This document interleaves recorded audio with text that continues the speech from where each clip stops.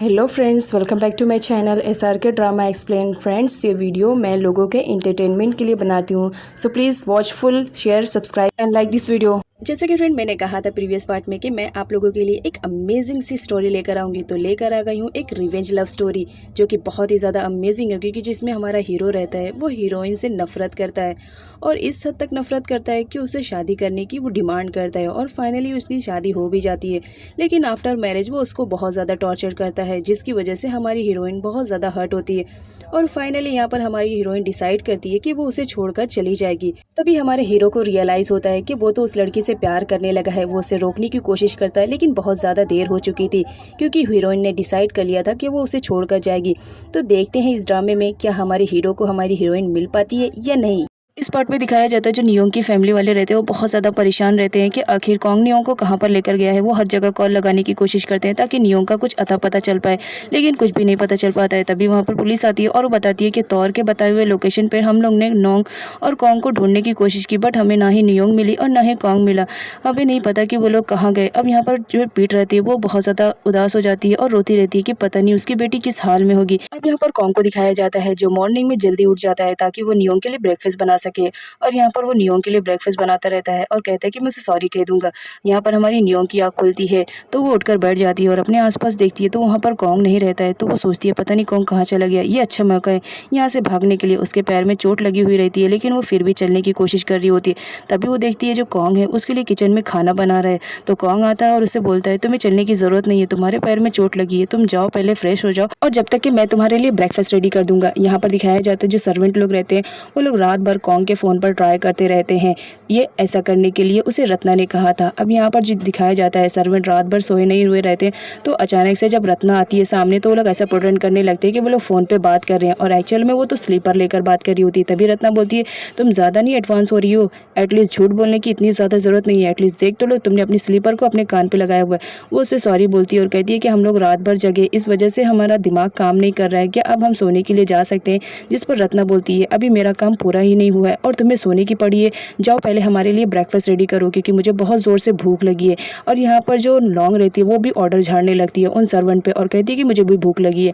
अब यहाँ पर दिखाया जाता है जो हमारा कॉन्ग रहता है वो नियोंग के लिए ड्रेस लेकर आता है, उसे देता है चेंज करने के लिए। तभी वो देखता है कि उसके हाथ में वेडिंग रिंग नहीं है। तो यहाँ पर कॉन्ग उससे पूछता है कि तुम्हारी वेडिंग रिंग कहाँ है।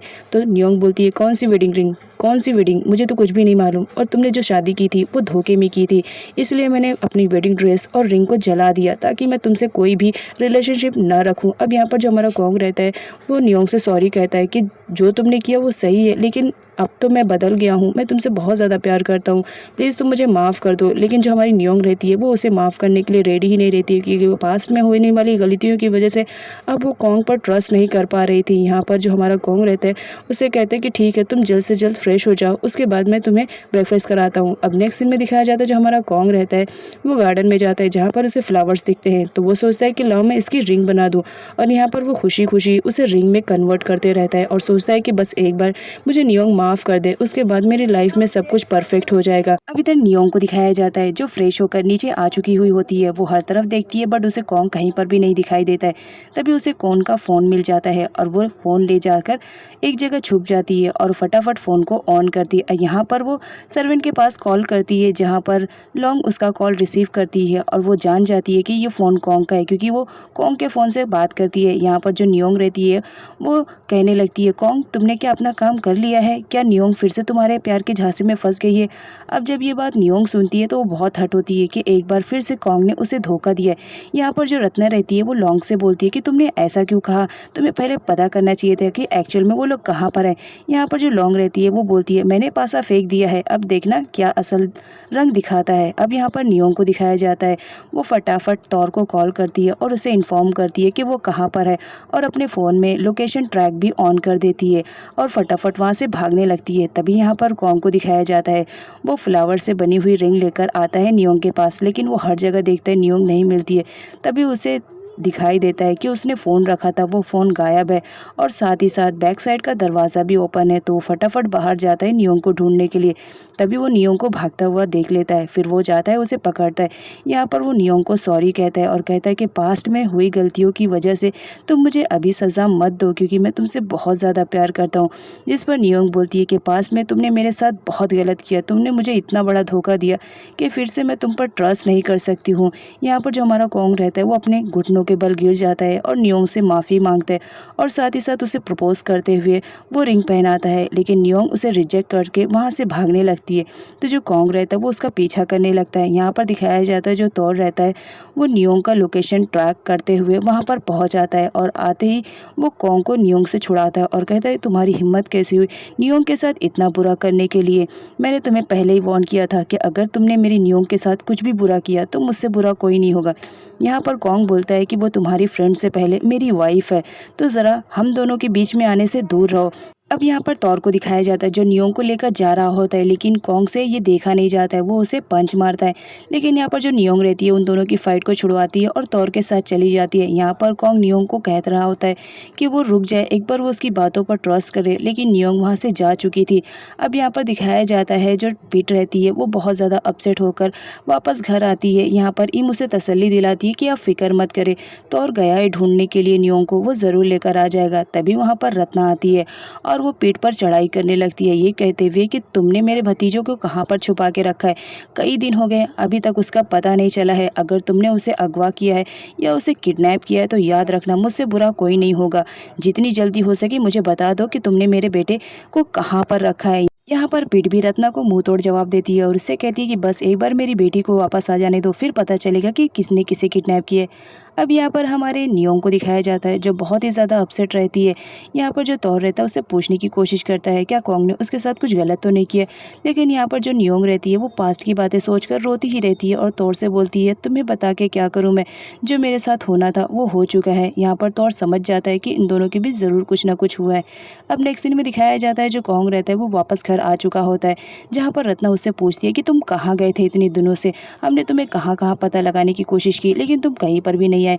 अब यहाँ पर कॉन्ग को दिखाया जाता है जो नियोंग को ना पाकर बहुत ज़्यादा अपसेट रहता है और यहाँ पर वो लॉन्ग पर चिल्लाने लगता है कि हमारे फैमिली मैटर में तुम्हें इंटरफेयर करने की ज़रूरत नहीं है। लेकिन जो हमारी नियोंग रहती है वो कहती है कि मैं तुम्हारी गर्लफ्रेंड हूँ, तुम इतना भी नहीं समझ सकते हो। यहाँ पर कॉन्ग कहता है तुम मेरी गर्लफ्रेंड नहीं हो, मेरी सिर्फ एक ही वाइफ है और वो नियोंग है जिससे मैं बहुत ज़्यादा प्यार करता हूँ। अब यहाँ पर वो ऊपर आने लगता है जहाँ पर रत्ना और लॉन्ग उसका पीछा करते हैं और उससे समझाने की कोशिश करते हैं कि तुम उस लड़की को डिवोर्स दे दो, जब तक तुम उसे नहीं दोगे वो तुम्हारे लिए एक खतरा बन के रह जाएगी। लेकिन कॉन्ग मना कर देता है। अब सर्वेंट के थ्रू यहाँ पर टिन त्यानशाई और पिट तीनों को मालूम पड़ जाता है कि नियोंग वापस आ चुकी है। यहाँ पर जो पिट रहती है वो फटाफट दौड़ कर जाती है और अपनी बेटी को हक कर लेती है और उससे पूछने लगती है क्या कॉन्ग ने तुम्हें बहुत ज़्यादा परेशान किया, क्या उसने तुम्हारे साथ कुछ भी ऐसा किया। जो हमारी पिट रहती है वो अपनी मॉम को बोलती है जो मेरे साथ होना था वो हो चुका है, लेकिन आप फिक्र मत करें, मैं बिल्कुल ठीक हूँ। यहाँ पर अपनी बेटी को ठीक ठाक देख कर जो पिट रहती है उसके दिल में थोड़ी तसल्ली आती है। अब यहाँ पर तौर को दिखाया जाता है जो कि बात ले रहा होता है, लेकिन यहाँ पर उसे तौर की बातें और अपनी जो बुआ रहती है रत्ना उस सब की बातें याद आती है कि जो तुम्हारी वाइफ है वो तुम्हें सिर्फ चीट कर रही है, एक्चुअल में तो वो किसी और से प्यार करती है। तुम इस बात को जितनी जल्दी एक्सेप्ट कर लोगे उतना ही अच्छा रहेगा। बट जो कॉन्ग रहता है वो बहुत ज़्यादा ज़िद्दी रहता है और वो अपनी वाइफ को किसी के साथ भी शेयर करने के लिए रेडी नहीं रहता है। यहाँ पर दिखाया जाता है जो कॉन्ग रहता है वो अपने लॉयर को कॉल करता है और इससे कहता है कि मैंने नियोंग के नाम पर जितने भी अकाउंट में पैसे ट्रांसफ़र करवाए थे उन्हें बंद कर दो, किसी भी तरह उन सारे पैसों को नियोंग ना निकालने पाए। अब यहाँ पर तौर डिसाइड करता है कि मैं बताऊँगी एक्चुअल में अब रिवेंज होता क्या है। अब नेक्स्ट सीन में लॉन्ग और रत्ना को दिखाया जाता है। यहाँ पर लॉन्ग रत्ना से कह रही होती है कि अगर घी सीधी उंगली से ना निकले तो उंगली को टेढ़ी कर लेनी चाहिए। रत्ना समझ नहीं पाती है तो लॉन्ग उसे समझाने के लिए कहती है कि देखो यहाँ पर कसिनो में बहुत सारे अमाउंट होंगे और तुम्हें आइडिया भी नहीं होगा कि वो जिस लॉकर में रखा हुआ है मुझे उसका कोड मालूम है, क्या तुम्हारे पास की है। यहाँ पर जो रत्ना रहती है वो बोलती है हाँ मेरे पास उसकी नकली की है। यहाँ पर दिखाया जाता है जो रत्ना रहती है वो कसिनो में आ चुकी हुई होती है और वो मैनेजर से सारे काम की डिटेल्स लेती रहती है और कहती है कि मैं बहुत दिनों बाद आई हूँ तो बेटर रहेगा तो मुझे सारी डिटेल्स दे दो। अब यहाँ पर लॉन्ग को दिखाया जाता है जो चोरी छुपे उस लॉकर तक पहुँच चुकी होती है। उस लॉकर को पिन तो उसे पहले से ही मालूम था तो वो फटाफट पिन इंटर करती है और लॉकर में रखा हुआ जितना भी अमाउंट रहता है वो फटाफट निकाल करके लोगों की नज़रों से छुपते छुपाते वहाँ से बाहर निकल ही रही थी। तभी उसकी नज़र पड़ जाती है कि बाहर कुछ वर्कर्स काम कर रहे हैं तो फटाफट वो छुप जाती है और जैसा तैसा करके वो अपनी कार तक पहुँचती है। यहाँ पर वो रत्ना को कॉल करती है और उससे बोलती है कि काम हो गया है, तुम भी जल्दी से फटाफट वहाँ से निकलो। अब यहाँ पर जो प्रे रहती है उसे डाउट डाउट होने लगता है कि अभी तक ये इतना डिटेल्स ले रही थी कसिनो को, और अचानक से किसी का कॉल आने के बाद वो यहाँ से रफू चक्कर हो गई है। ज़रूर कुछ ना कुछ तो गड़बड़ है। अब नेक्स्ट सीन में जेनी कसिनो में आती ही रहती है, तभी वो देख लेती है लॉन्ग को कार में बात करते हुए और उसे डाउट होने लगता है, तो वो उन लोगों की वीडियो बनाने लगती है। तभी वो देखती है कि रत्ना भी आ चुकी है, तो उसे कुछ ना कुछ तो डाउट हो जाता है उन दोनों पे। यहाँ पर वो उन दोनों की वीडियो बना लेती है। अब जो लॉन्ग रहती है वो रत्ना से कहती है कि यहाँ का काम तो डन हो गया, अभी नेक्स्ट टारगेट तो अभी पूरा करना बाकी है। तो वो लोग नेक्स्ट टारगेट पे चले जाते हैं। अब यहाँ पर जेनी उन लोग का पीछा करती है।